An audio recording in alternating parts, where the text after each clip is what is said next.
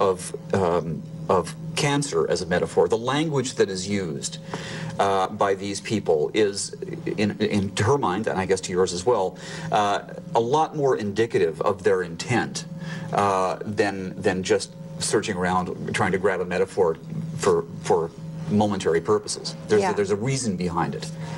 The American economy itself, notwithstanding much deeper troubles than anything we see here, does demonstrate considerable resiliency from time to time. So I wouldn't throw in the towel on any of this quite yet.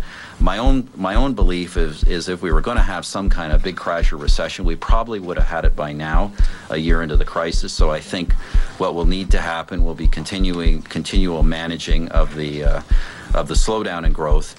And obviously, the American housing and financial sectors will have to continue to work through these adjustments. But as I say, I think we'll manage that without bloodshed. But obviously, it's going to be a period of continued slow growth.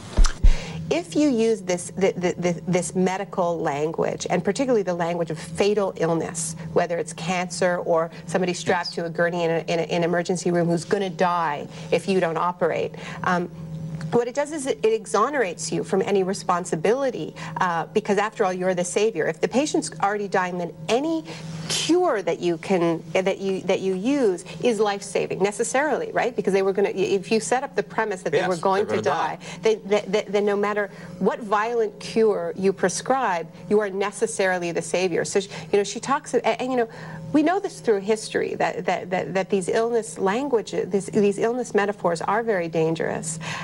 There are many parallels with it in the past, and I think whenever people are diagnosed as diseased, you start getting into dangerous territory. But as I say, I think we'll manage that without bloodshed. But obviously, it's going to be a period of continued slow growth.